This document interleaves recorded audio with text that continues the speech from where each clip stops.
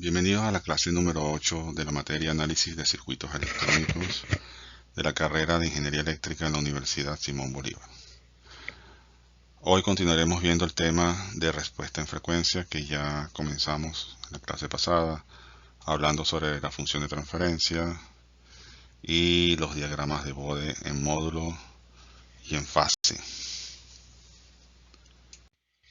En esta clase veremos cómo determinar la respuesta en frecuencia de un circuito pasivo, es decir, formado solamente por resistencias y condensadores.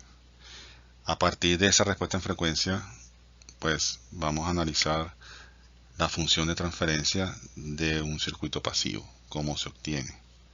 Veremos como siempre varios ejemplos y luego al final pues les mostraré cuál es la bibliografía más adecuada para estudiar esto en su casa. En pantalla ven lo que sería el diagrama de Bode del módulo de la ganancia de voltaje de un amplificador conocido, un amplificador básico. Eso es un tema de amplificadores que hemos venido tratando ya en las clases previas. Ahora vamos a ver cómo se comporta en el dominio de la frecuencia.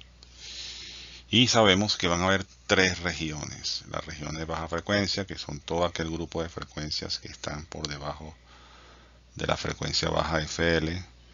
El rango de frecuencias altas, que están todo aquel rango de frecuencias que está por encima de FH, y el rango de frecuencias medias, que está comprendido entre FL y FH. Esa zona donde el diagrama de Bode es totalmente plano es la zona de donde la ganancia de un amplificador, por ejemplo, es constante, no varía. Si observamos el rango de frecuencias bajas, se observa como un crecimiento en pendiente positiva, pero quiere decir que la ganancia cambia a medida que se mueve la frecuencia, por lo tanto va aumentando hasta que luego se estabiliza. Y en el rango de frecuencias altas, pues el diagrama de Bode permanece constante hasta que, superando FH, se produce una caída en línea recta en cuanto a la ganancia de voltaje, indicando entonces que pues hay un cambio importante en el comportamiento del amplificador. Entonces eso es lo que vamos a estudiar acá. Vamos a ver cómo se comporta un circuito, específicamente un amplificador de voltaje, en base al dominio de la frecuencia. En la materia pasada estábamos en el dominio del tiempo, había solamente una frecuencia y esa frecuencia tenía asociado un periodo. En este caso vamos a hacer un estudio que permita abarcar un rango amplio de frecuencias. Esto nos permite obtener una figura de mérito llamado ancho de banda, que es la diferencia entre la frecuencia alta y la frecuencia baja.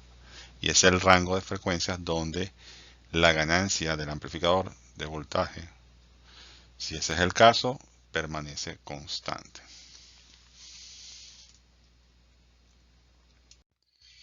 Como vamos a trabajar en decibeles, pues siempre es bueno familiarizarse con algunos valores típicos de esas magnitudes logarítmicas. Entonces, por ejemplo, 20 logaritmo de 1 es 0 dB, 20 logaritmo de 2, un valor muy importante, es igual a 6 dB, 20 logaritmos de la raíz cuadrada es menos 3 dB, y así sucesivamente. Hay valores que uno tiene que tener como en cuenta para familiarizarse con ellos a la hora de utilizarlos.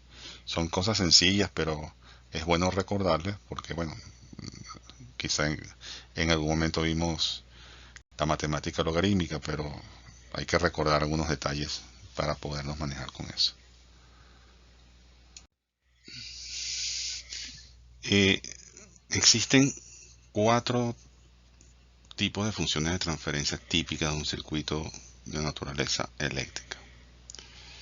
Usualmente conocemos la de que se maneja con voltaje de salida versus voltaje de entrada, lo cual es una función de transferencia de voltaje, porque quedan siempre en variables de voltaje. Otra que no es tan conocida, pero que se ha mencionado seguramente en el curso anterior, y yo lo toqué en una de las primeras clases, es la función de transferencia de corriente, que relaciona la corriente de salida del circuito contra la corriente de entrada de ese circuito. Y las dos que usualmente nunca se trabajan en clase son la función de transferencia de tipo de transresistencia, que relaciona el voltaje de salida contra la corriente de entrada. Eso lo vamos a ver más adelante. Y la última es la función de transferencia de transconductancia, que relaciona la corriente de salida contra el voltaje de entrada. Esas son las cuatro eh, funciones de transferencia típicas de un circuito de naturaleza eléctrica. Y las vamos a analizar todas ellas. Vimos en la clase pasada también que una expresión para la función de transferencia puede ser en base a sus constantes de tiempo, como se muestran en pantalla. Entonces tenemos la constante K, los ceros que van en el numerador, Z1, Z2 hasta Zm, y los polos que van en el denominador, que son P1, P2 hasta Pn. Entonces eso es el tipo, ese es nuestro objetivo, de alguna manera, en estas clases, ¿sabes? Poder hallar la función de transferencia de un circuito electrónico. Aprovechamos para darle un repaso rápido al tema de los números complejos, que expresados en forma de módulo y de fase. Entonces, tenemos un número complejo con una parte real y una parte imaginaria. Sabemos que el módulo K es la raíz cuadrada de la parte real al cuadrado más la parte imaginaria al cuadrado. Y el ángulo de ese vector que forma K es la arcotangente de la parte imaginaria entre la parte real. Eso lo tocamos en la clase pasada, pero un poco quiero volverlo a recordar porque es importante a la hora de hacer tanteos y buscar valores. Supongamos que tenemos el siguiente circuito que tiene un solo condensador y dos resistencias, y deseamos obtener la función de transferencia de ese circuito, voltaje de salida contra su voltaje de entrada. Como vamos a pasar del dominio del tiempo al dominio de la frecuencia, utilizamos la transformada de Laplace para hacerlo. Igual vamos a tratar entonces las capacitancias y eventualmente las inductancias como si fuesen impedancias en ohmios, de tal manera que todos los elementos presentes en el circuito son compatibles por los ohmios. Entonces, bueno, primer paso, donde veamos un capacitor, lo vamos a representar por su expresión equivalente en frecuencia, que es 1 sobre SC, donde S es ahí el operador de Laplace. Las resistencias pues obviamente quedan igual. Entonces, como es un circuito en serie, tenemos caídas de voltaje en tres elementos. Entonces B sub I es igual a la caída de voltaje en RS más la caída de voltaje en lo que es la impedancia del condensador más la caída de voltaje en RP. Sabemos que B sub 0 por el circuito va a ser la caída de voltaje en RP.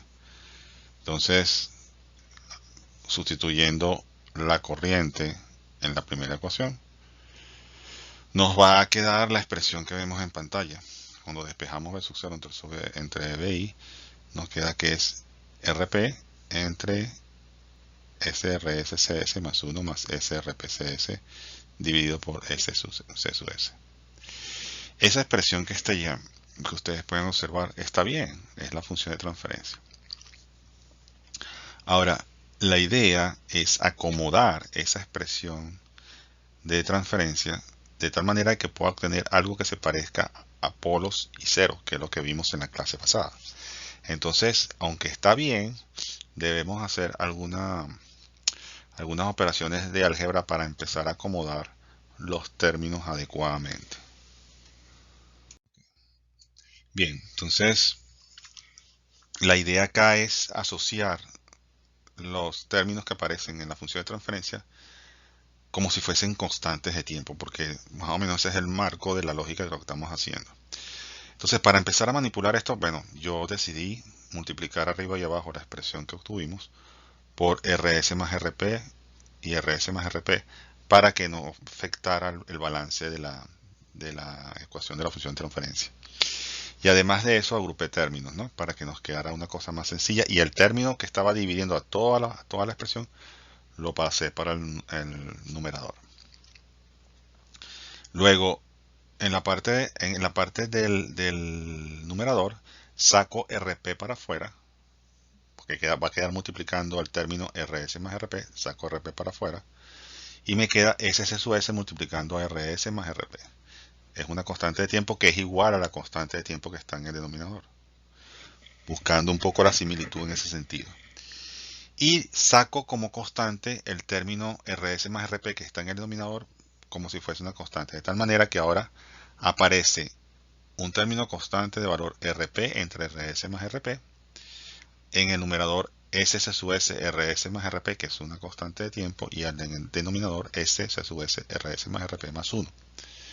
Ese más 1 calza perfectamente con lo que estudiamos en la clase pasada, le da la forma de un polo en una frecuencia dada. Y arriba, pues no tenemos el más 1, pero sabemos que al tener esa forma de constante de tiempo, ya lo hemos manejado. Entonces llamamos tau sub S a la constante de tiempo RS más RP por C sub S. La sustituimos en esta expresión y nos queda entonces RP entre RS más RP por S tau sub S entre S tau sub S más 1. De acuerdo a lo que estudiamos en la clase pasada, lo podemos leer facilito, ¿no? RP entre RS más RP es constante. S tau sub S, como no tiene el más 1, es un 0 en el origen. Y S tau sub S más 1, que está en el denominador, es claramente un polo. Tanto el 0 como el polo tienen una constante de tiempo de valor tau sub S. Quiere decir que su frecuencia de activación en radianes sobre segundo, que es omega igual a 1 sobre tau sub S, es la misma. Es la misma frecuencia de activación. Me explico, cuando digo activación, es cuando el 0 y el polo hacen lo que tienen que hacer. Justo en ese momento ellos hacen lo que tienen que hacer. Ya sabemos que el 0 mete en bode, en el módulo, una pendiente de más 20 dB por década. Y el polo, pues cuando ocurre, cuando se activa, va a colocar una pendiente de menos de 20 dB por década. Bueno, entonces vamos a aplicar un poco lo que vimos en la clase pasada. Primer paso, bueno, las S las convertimos en J omegas, de tal manera que ya podamos entonces poder hablar de módulos y fase. Y entonces, bueno, nos queda que la función de transferencia ahora es igual a RP entre RS más RP por J omega tau sub S entre J omega tau sub S más 1. Sacamos el módulo de esa expresión, porque nos interesa mucho eso. Y ya sabemos que, bueno, cuando se trata de los J omega más 1, ahí hay un parte real al cuadrado más parte imaginaria al cuadrado. Y cuando se trata del J omega tau sub S solo, pues sabemos que la parte real es 0, por lo tanto solamente tenemos omega tau sub S. Y nos da la expresión que tenemos en pantalla. Como nos interesa en forma logarítmica, sacamos 20 logaritmos de cada uno de los términos. Lo que está multiplicando se suma y lo que está dividiendo se resta, como vimos en la clase pasada. Ok, en función de eso, tenemos una expresión logarítmica de la función de transferencia y aplicando la misma estrategia o técnica que vimos en la clase previa, tomamos 3 puntos de referencia, porque son nuestras aproximaciones. Cuando omega tiende a 0, frecuencias muy bajas. Cuando omega tiende a infinito, frecuencias muy altas. Y cuando omega tiende al inverso a la constante de tiempo, que es justo la frecuencia donde el polo y el 0 se supone que se activan. Entonces, cuando omega tiende a 0, ¿verdad? Nos queda la expresión de 20 logaritmos de RP entre RS más RP más 20 logaritmo de omega tau sub S. El primer término es una constante y el segundo término es una recta con pendiente positiva por el más 20 de más 20 de B por década. La constante lo que hace es desplazar esa recta hacia arriba o hacia abajo dependiendo de su valor. En este caso RP entre RS más RP es una cantidad menor que 1, por lo tanto va a quedar una expresión logarítmica de 0, algo según la tabla que observamos al principio de esta clase. Cuando omega tiende a infinito, pues la expresión tiende a ser 20 logaritmos de RP entre RS más RP, porque el término logarítmico tiende a 0. Y cuando omega tiende a 1 sobre tau sub S, pues metiendo ese valor allá, nos quedaría que es 20 logaritmos de RP entre RS más RP menos 3 decibeles. Entonces esos son nuestros puntos. Entonces, partimos con una recta dependiente positiva. Luego de eso se transforma aparentemente en una constante, como lo podemos ver. Y justo en el punto donde está la frecuencia de los polos y los ceros, que es 1 sobre tau sub S, allí hay un cambio del valor máximo menos 3 dB, o sea, el 20 logaritmo de RS más RP, que es el valor en el infinito, pero restándole menos 3 dB. Ese es el codito del cambio. Una diferencia de menos 3 dB es el codo del cambio. Entonces eso nos permite ya tener una idea de lo que va a pasar con la función de transferencia. En pantalla vemos cuál sería el diagrama de Bode, de simplemente una constante. 20 veces el logaritmo de RP entre RP más RS. Observen que está la referencia 0 de B y que el valor no que sea negativo, sino que es, bueno, sí es negativo en realidad porque es 0, algo. Entonces 20 logaritmos de ese valor sí es negativo. Por lo tanto está por debajo de los 0, pero es una constante igual. Es una constante igual. Y lo que nos interesa ahorita es hacer un dibujo bastante aproximado de lo que es en realidad la función de transferencia. Luego en pantalla tenemos el diagrama de Bode del cero, es el módulo de ese cero. Sabemos que el cero, como lo estudiamos, produce una recta con pendiente positiva de más 20 dB por década. En algunas referencias de libros de texto dicen 6 dB por octava. Eso tiene que ver con el rango de frecuencias de estudio. Si el rango de frecuencia de estudio separa la frecuencia en magnitudes de 2 a 2 veces la anterior, y 2 veces la anterior y 2 veces la anterior, pues eso es lo que se llama octava. Entonces el cambio ahí no es de 20 dB por década, sino 6 dB por octava. Pero no es común esa representación, simplemente se coloca allí de manera referencial. Se asume para todo momento que es 20 dB por década. Y sabemos que ese cero se activa a esa frecuencia, a la frecuencia de 1 sobre 2 pi tau sub S, porque está puesta en Hertz. Y si estuviese en radianes sobre segundo sería 1 sobre tau sub S. Entonces esa es la expresión, va subiendo la pendiente del módulo. Luego, en el caso del polo, el polo introduce una recta con pendiente negativa de menos de 20 dB por década cuando ocurre. Observen allí el detalle de los menos 3 dB, es importante, porque los cambios no son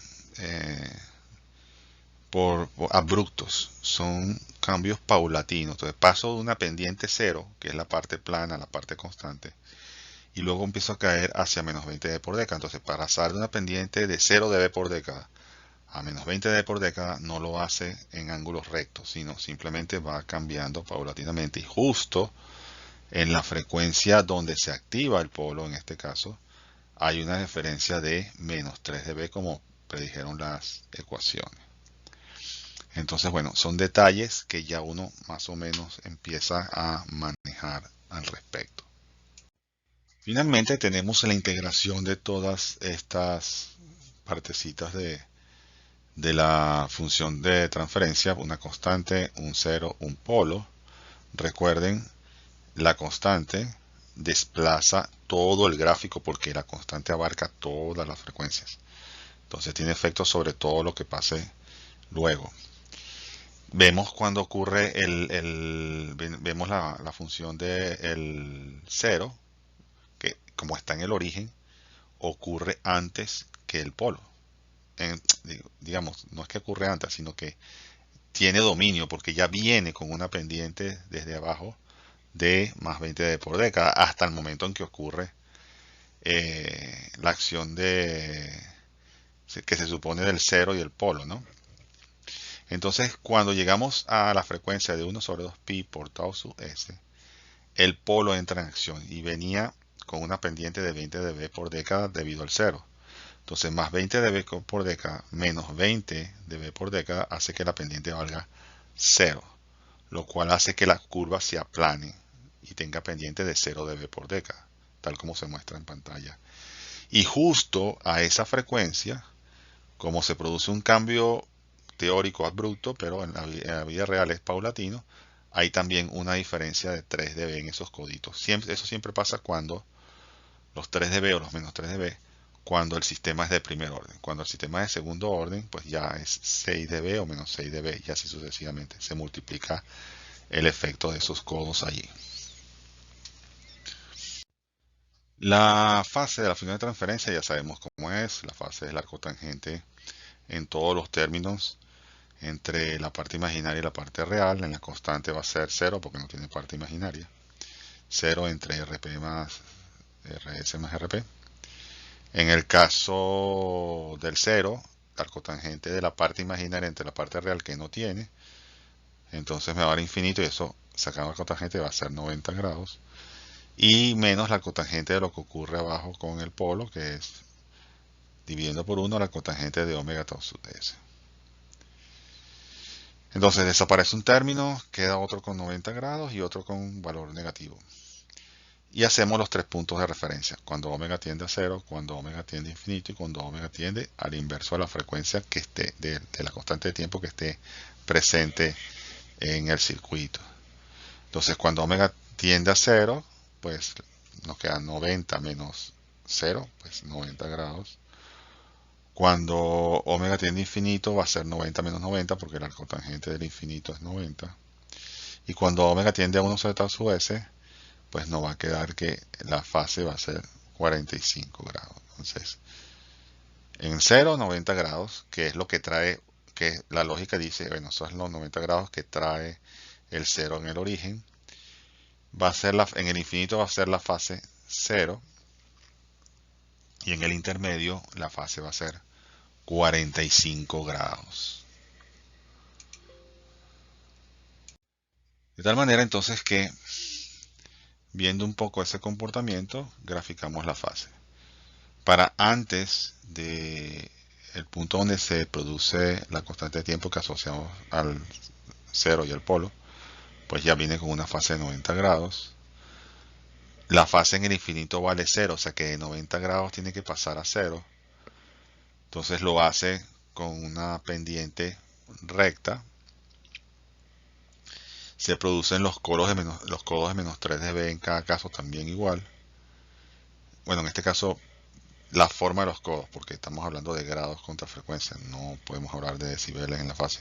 Pero tiene la forma, pues, tiene la forma de, como les dije, no hay cambios abruptos, sino son cambios paulatinos. Ese es un detalle que quizás pasa por debajo de la mesa muchas veces, pero sí son importantes notarlos.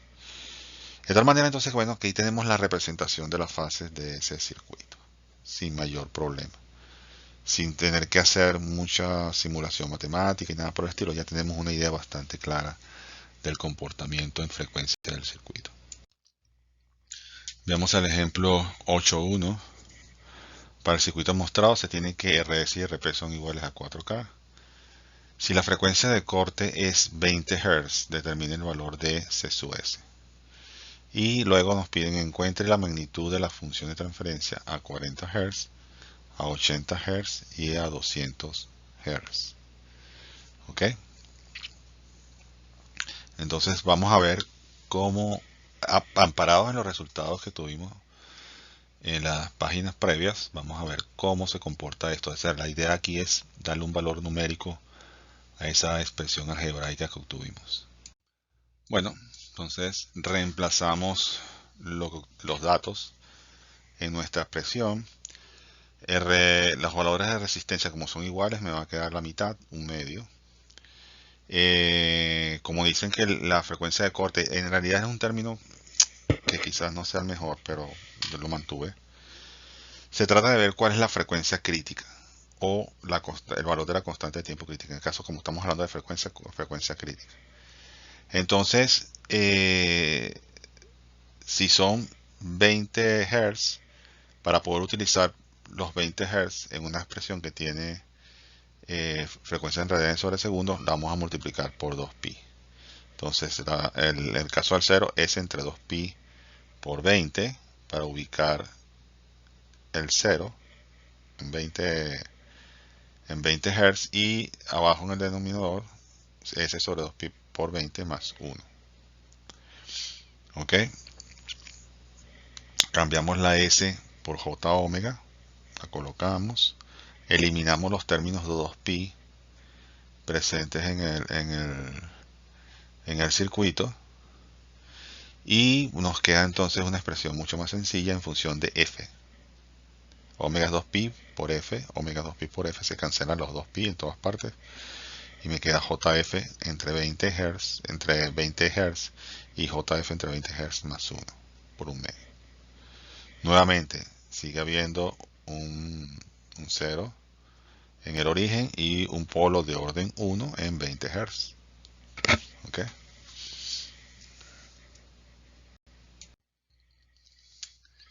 La expresión de la frecuencia de corte es 1 sobre 2pi por tau sub s. La denomino FL porque es una frecuencia baja. En términos prácticos, pues, una frecuencia baja. Una frecuencia alta está, pues, siempre por encima de los 1000 Hz, de los 10.000 Hz, por los 1 MHz, cosas así altas, ¿no? Pero en este caso, como un circuito pasivo, no puede ser tan alta, pero sigue siendo la referencia. Entonces, esa frecuencia de corte, a la que se denomina la frecuencia crítica, la frecuencia donde cambia la pendiente del circuito. ¿Okay? Hay un cambio importante en la pendiente. Entonces, si esa es la frecuencia, y debo tomar en cuenta la constante de tiempo, de allí puedo entonces obtener una expresión para C sub S que involucre la frecuencia y los valores del circuito. Entonces, despejando C sub S, me queda que es igual a 1 sobre 2pi por FL. Recuerden que tau sub S es radianes sobre segundo. Okay, por eso estoy metiendo el 2pi. Para poder trabajar en las unidades adecuadas. Entonces 2pi por FL multiplicado por RC más RP, despejando me da 0.995 microfaradios. Estamos casi que haciendo un ejercicio de diseño, porque a pesar de que sabemos las dos resistencias, pero nos faltaba el condensador, ¿no? Y lo estamos despejando de esta manera. Como nos interesa trabajar en decibeles, transformamos el módulo de la función de transferencia en decibeles. Calculamos la constante del tiempo del circuito ya teniendo el valor de C sub S. La constante de tiempo es 7.96 milisegundos. Y entonces calculamos el valor de ese módulo a la frecuencia solicitada. Dicen que F a 40 Hz. Bueno, F a 40 Hz significa que omega equivalente es 251.32 radianes sobre segundo. Evaluamos el módulo de la función de transferencia a esa frecuencia y nos da menos 7 dB. Punto. Esa es la cifra que nos da esa evaluación. Luego hacemos lo propio con la frecuencia 80 Hz. Sustituimos la frecuencia a 80 Hz con esa constante de tiempo. Nos da 502.65 radianes sobre segundo. Y evaluando el módulo nos da menos 6.28 decibeles. Un poco menor que el anterior. Y en el caso de la frecuencia de 200 Hz, pues, la frecuencia angular sería 1256.4 radianes sobre segundo, lo cual nos da menos 6.06 dB. Se ve que empieza a decrementar el módulo en función que la frecuencia aumenta, lo cual es el comportamiento esperado, por supuesto. Ahora vamos a analizar este otro circuito donde tenemos un condensador en paralelo con la salida. En el caso anterior estaba conectado en serie con la entrada, ahora aquí estamos en paralelo con la salida. Y vamos a hacer exactamente el mismo análisis. Vamos a obtener la función de transferencia y vamos a ver cuáles son los puntos que me permiten a mí tener una idea del comportamiento del módulo y de la fase de este circuito. Como ya elementos en paralelo y usando la transformada de Laplace para el caso del condensador, nos queda RP en paralelo con la impedancia del condensador 1 sobre SCP. Hacemos una impedancia equivalente, la colocamos en la expresión y tratamos de despejar lo que sería la función de transferencia B sub 0 entre B sub I. Recuerden que estamos hablando de ohmios, son básicamente resistencia el más básico de las situaciones. Pues. Haciendo lo propio, con el cambio de las impedancias, nos queda entonces que B sub 0 entre B sub I va a ser igual a una expresión que está en el numerador, que es RP entre SRP por C sub P más 1. Tiene formita como que una constante arriba y abajo como que es un polo con una constante de tiempo RPCP. Y abajo en el denominador aparece RS más el mismo término que está arriba, RP entre SRPCP más 1. Esa expresión como tal, a la hora del T, está bien. No está bien acomodada, pero está bien. Esa es la función de transferencia. Ahora, no sirve, no. Entonces hay que darle como la vuelta para que se parezca a algo que nosotros asociemos con la expresión que vimos en la clase pasada, donde es una constante de tiempo. Y yo puedo identificar claramente quién es el cero y dónde está ubicado, y quién es el polo y dónde está ubicado. Bueno, entonces empezamos a hacer una manipulación algebraica de la expresión de la lámina anterior. Quitamos el paréntesis que aparece allí. Nos quedan tres términos en el denominador. Arriba es una constante RP y abajo es SRS por RP por C sub P. Ahí claramente tenemos algo parecido a una constante de tiempo, solamente que hay que darle forma porque RS por RP es una resistencia al cuadrado multiplicado por C sub P. Eso no me sirve, tiene que ser ohmios por faradios. Entonces notamos que tenemos RS más RP, lo tomamos como si fuese un término y notamos que del lado de donde está la S es RS por RP. Entonces ya me da como una forma de la expresión de un paralelo, una resistencia en paralelo. Entonces sacando factor común RS más RP fuera de esa fracción, nos queda lo que tenemos en pantalla. Una constante de valor RP entre RS más RP y 1 sobre lo que nos quedó S por RS por C sub P entre RS más RP. Eso es una resistencia equivalente en paralelo, multiplicando a C sub P. Ya tenía como una forma reconocible, pues. Y efectivamente, al final nos queda entonces lo que vemos en pantalla, ¿no? RP entre RS más RP, multiplicando a 1 entre S por RS en paralelo con RP por C sub P más 1. Tenemos entonces una constante y un polo a la frecuencia del inverso de RS por RP, RS en paralelo con RP por C sub P. Esa es la frecuencia de ese polo, la frecuencia asociada a ese polo. Entonces, solamente tenemos un polo y una constante. ¿Ok? Denominamos tau sub P como la constante de tiempo asociada a ese polo. Y nos queda una expresión muy sencilla, ¿no? Una constante y un polo. O sea, venimos con un valor constante y luego cuando ocurre el polo o empieza la acción del polo, él empieza a caer con una pendiente de menos 20 decibeles por década. A eso me referí yo en la clase anterior. A la verbalización de las acciones que producen el cero y los ceros y los polos. Es una verbalización. Yo quiero saber qué hace ese polo. Bueno, me va a producir una caída en el módulo de menos 20 de por década y en la fase va a meter menos 90 grados. Entonces sustituimos ese por J omega para hallar la expresión del módulo y de la fase luego. Bueno, entonces hallamos la expresión del módulo de forma lineal y luego la expresión del módulo en forma logarítmica. Y nos queda 20 logaritmos de RP entre RS más RP menos 20 logaritmos de la raíz cuadrada de omega tau super al cuadrado más 1. Una expresión que no es tan complicada de analizar. Bueno, ya sabemos que tenemos que tomar 3 puntos de apoyo para hacer una gráfica aproximada. Cuando omega tiende a 0, en este caso la función de transferencia tiende a 20 logaritmos de RP entre RS más RP, claramente una constante. Luego cuando omega tiende a infinito, eso tiende a ser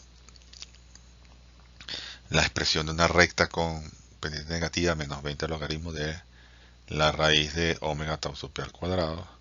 Si omega tiende a infinito, omega tau super al cuadrado es mucho más grande que infinito y por supuesto mucho más grande que más 1, ¿no? Entonces voy a poder despreciar ese más 1 en comparación con ese término. Y cuando omega tiende a 1 sobre tau sub p, tenemos 20 logaritmos de la constante que teníamos y como ahí justo empieza a derivar hacia la pendiente negativa, entonces le tenemos que restar menos 3 dB en ese codo. Respecto a la fase, pues hacemos lo propio. La fase es arcotangente de la parte imaginaria entre la parte real de los términos involucrados en la expresión de la función de transferencia. Y eso nos va a dar menos la arcotangente de omega tau sub p. Cuando omega tiende a 0, la fase tiende a ser 0. Cuando omega tiende a infinito, la fase tiende a ser menos 90 grados. Y cuando omega tiende a 1 sobre tau sub p, la fase tiende a ser menos 45. O sea, primero viene con 0 y se va haciendo, se pasa a ser al final del tiempo una fase negativa de menos 90 grados y en el cambio menos 45 grados. Finalmente, podemos tener la gráfica estimada de lo que produce ese circuito, de la transferencia de ese circuito, una constante de valor 20 logaritmos de RP entre RS más RP, como les dije. Esa fracción RP entre RS más RP es claramente menor que 1, no sabemos cuánto, pero es menor que 1. Por lo tanto, los decibeles van a ser negativos, las dibujamos por debajo de 0. Y luego que llegamos a la frecuencia crítica, que es 1 sobre tau sub p, 1 sobre pi tau sub p, empieza a caer con una pendiente de menos 20 de por década hasta el infinito. Eso es lo que esperamos que el circuito haga en la vida real. En cuanto a la fase, bueno, ya vimos, la fase inicialmente vale 0 porque es una constante y la fase de una constante positiva vale 0. Y cuando se manifiesta la acción del polo, la fase tiende a ser menos 90 grados. En el interín, de 0 a menos 90 grados pasa por el valor de menos 45, como se muestra en pantalla. Y eso es lo que tenemos. Esa es básicamente la representación de la fase del sistema. Tiene su importancia en algún momento dado. Generalmente se trabaja con el módulo, pero en este mundo de frecuencias, la fase también juega un papel importante. Vamos a ver un poco un ejemplo, el ejemplo 8.2, para darle números a lo que acabamos de estudiar. Entonces nos dice, para el circuito mostrado se tiene que RS es igual a RP igual a 10K. Si la frecuencia de corte es 500 kHz, observen la diferencia entre la anterior. La anterior hablamos de 20 Hz. Aquí estamos hablando de 500 kHz, una frecuencia alta. Determine el valor de C sub P. Bueno, entonces dándole valores, como lo hicimos en el ejemplo anterior, a los términos que aparecen en la ecuación, las dos resistencias son iguales y el término que aparece es como divisor divisor de voltaje, por lo tanto nos queda un igual a un medio. Y cuando sustituimos en la expresión del polo, pues nos queda S más 2pi por 50k, porque son hertz, que al multiplicarse por 2pi me dan radianes. Y cancelando los dos, el 2pi de la omega con el 2pi de abajo, nos queda entonces un medio de 1 sobre JF dividiendo a 500 kilohertz más 1. Entonces, como se observa, pues hay un polo de orden 1 en 500 kilohertz y una ganancia de 0.5 a frecuencias bajas. Obviamente no hay, o sea, es como una parte plana donde intuyo va a ser 20 logaritmos de 0,5 la magnitud, y luego cuando llega a 500 kHz debe producirse una pendiente negativa de menos 20 decibeles por década. Bueno, entonces a partir de la expresión que obtuvimos, sabemos que la frecuencia de corte es 500 kHz. Vamos a despejar el valor de la constante de tiempo, ya que tenemos la frecuencia, pues le pongo el valor de la constante de tiempo en función de los elementos del circuito. Y luego despejamos allí el valor del condensador. Entonces, sustituyendo los valores en los términos, nos queda que el condensador sería de 63.7 picofaradios. Cuando hablamos de frecuencias altas, los condensadores suelen ser de picofaradios. Cuando hablamos de frecuencias bajas, los condensadores tienden a ser de microfaradios. Eso nos da pista muchas veces si el valor que obtuvimos puede estar malo por un error de cálculo usando la calculadora, por alguna sustitución mala de unidades. Pero para que tengan una idea del contexto práctico de estos valores. Veamos ahora un circuito que combina las dos situaciones pasadas, un condensador en serie y luego un condensador en paralelo. Y la idea nuevamente es hallar la expresión de la función de transferencia de esos dos circuitos, que como vimos no resultaba mayor complicación. ¿Ok? Entonces vamos a estudiar cómo se desarrolla eso. Bueno, tenemos primero una impedancia serie que es RS más 1 sobre SC sub S. Hallamos su equivalente. Luego tenemos una impedancia en paralelo, que es RP en paralelo con 1 sobre SP. Hallamos su equivalente, ZP y ZS. Y nos queda que la función de transferencia en principio pues es eso, igual a ZP entre ZS más ZP. Reemplazamos eso por sus expresiones equivalentes y nos queda eso, pues un numerador con RP entre SRP por C sub P más 1, donde se ve claramente una primera constante de tiempo que es RP por C sub P. Y en el denominador, pues tenemos a SRS C sub S más 1 entre SCS. Arriba, el RSCS es una constante de tiempo. Y más RP entre SRP C sub P más 1, que ya vimos que es una constante de tiempo. Entonces, esa expresión como tal está bien. Ya sabemos que hay que masajearla para llevarla a algo que podamos identificar como ceros y polos, ¿okay? Y constantes. Bien, empezamos nuestro procedimiento. Buscamos alguna argucia matemática para poder obtener nuestro resultado. Multiplicamos y dividimos por el valor de RS más RP, porque es me permite obtener términos equivalentes para las constantes de tiempo. Saco el factor común RP para afuera como una constante y saco también el término que puse dividiendo, que coloqué dividiendo, lo saco también para afuera como una constante y nos queda RP entre RS más RP. Y arriba nos quedaría RS más RP entre el término abajo y lo vamos a pasar dividiendo hacia abajo. O sea, este procedimiento depende mucho de nuestra experiencia haciendo despejes matemáticos. Este es mi camino, pero no necesariamente es el que ustedes hubiesen seguido quizás. Esta es mi forma de representar los pasos para lograr un objetivo, ¿no? Observen cómo, para no entrar en descripciones tan detalladas, lo que quiero hacer se hace cada vez un poco más complicado. Entonces empiezo a manipular algebraicamente la expresión de la función de transferencia con todos los términos. Y obviamente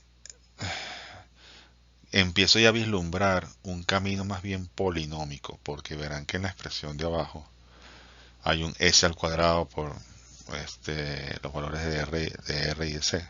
Después viene un término de s a la 1 por los valores de R y C. Después tienen términos ya con 1 sobre SC, ya me implicará S a la menos 1 y luego vendría un término constante. O sea, tiene como una especie de sabor polinómico la expresión que se está perfilando. Sigo insistiendo para ver si logro un objetivo razonable. Y bueno, la expresión queda como más larga cada vez. O sea, en la parte de abajo tiene una forma no tan clara. Se aprecian constantes de tiempo, pero no hay forma clara de cómo agruparlas para que quede los términos en este caso de los ceros, si los hay, allí. La constante sí está clara, pero los ceros no. Aquí, bueno, digo, vamos a ver si, como tengo una clara vista de que hay una constante de tiempo tau su s, que es rs más rp por c su s, y una constante de tiempo paralela que es tau sub p igual a rs en paralelo con rp por c sub p, las coloco ahí para que la presión se achique un poco. A ver si logro luz sobre cómo despejar esto, ¿no? Y darle la forma que deseo o la que esperamos. Sigo insistiendo, manipulo los términos asociados a las constantes de tiempo, trato de agrupar, buscando un camino que me permita ver luz sobre el objetivo que persigo. Sin embargo, noto que no avanzo mucho en esa materia. Luego, en este momento es bueno reflexionar sobre este ejercicio que estamos haciendo. Por alguna razón, muchos de nuestros enfoques matemáticos tienden a ser como algebraicos, para buscar expresiones muy particulares. Lo que estoy viendo es que si tengo un circuito con dos condensadores, y no me imagino uno con tres o con cuatro, lograr esto algebraicamente es un camino que es poco práctico, es muy largo y va a redundar en una pérdida de tiempo importante. Entonces, aunque puede ser un ejercicio cuasi bonito, lograr a partir de los datos del principio, lograr una expresión que se parezca a lo que quiero, ¿ves? En realidad no tiene ningún sentido práctico. Por esa razón, es mejor darle valores reales a las variables que están allá, darle valores reales a la resistencia, darle valores reales a los condensadores y hallar una expresión polinómica. Y con esa expresión polinómica yo le saco las raíces y con eso tengo lo que tengo que obtener. O sea, les he hecho este ejercicio para de alguna manera demostrarle que hay ocasiones en las cuales las soluciones estándar no nos sirven. Hay que apelar a otros recursos.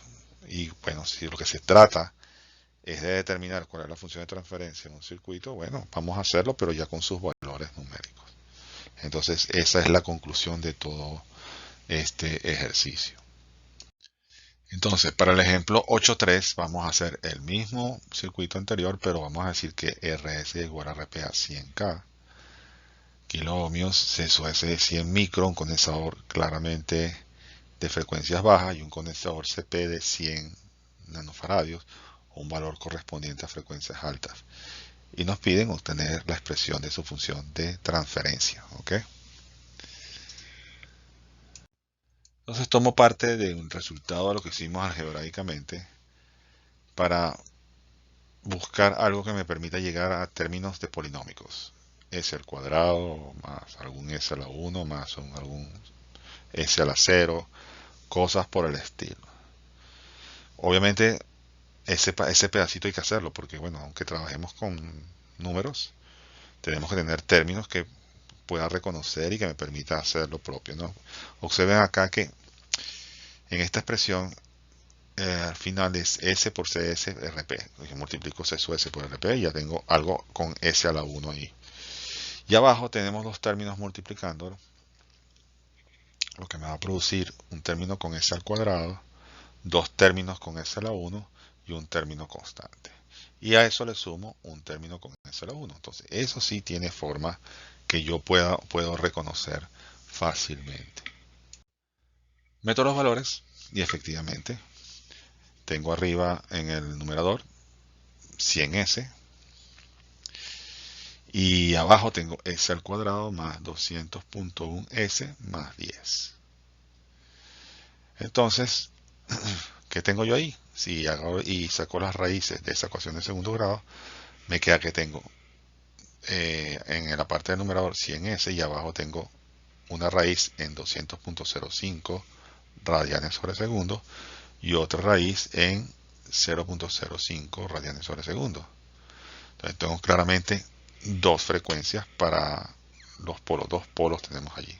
Y tenemos un cero en el origen. ¿Ok? Entonces, bueno, obviamente ya sabemos cómo hacer eso. Un cero en el origen y dos polos, uno en 0.05 y otro en 200.05. Si tenemos un polo, un cero en el origen, él tiene predominio sobre los demás. Es decir, que viene subiendo. Cuando al comenzar todo viene ya con una pendiente de 20 dB por década debido a ese cero, con una constante de 100. Entonces la 100 empuja esa recta hacia arriba, como un valor DC, lo va subiendo. Luego ocurre el primer polo, que es 0.05, que le coloca menos 20 dB. 20 dB que traía positivo, menos 20 dB que traía que produce ese primer polo, cancela las pendientes y me queda pendiente 0 dB, es decir, una constante. Y sigue la frecuencia corriendo. Y entonces viene la frecuencia de 200.05 radianes sobre segundo. Ese polo produce una caída de menos 20 dB por década, entonces empieza a caer la magnitud del módulo por menos 20 dB por década. Ya tengo una idea clara sobre el comportamiento en frecuencia. Y respecto a la frecuencia, bueno, el 0 mete una fase de 90 grados. Y vengo con una fase de 90 grados desde el origen. Cuando ocurre el primer polo, el de 0.05 grados en segundo, ese mete menos 90 grados. Entonces, más 90 menos 90, saldo 0. Llega a 0 grados de fase. Y luego, cuando ocurre el segundo polo en 200.05, ese va a colocar menos 90 grados de fase. Entonces tenemos 90, 0, menos 90, el comportamiento de fase del sistema. ¿Ya? Verbalizándolo, ya tenemos a mano alzada, podemos hacer un dibujo al respecto de la función de transferencia.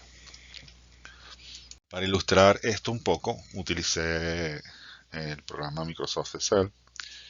Coloqué el rango de frecuencias que abarcara todos los casos que estudiamos en el problema.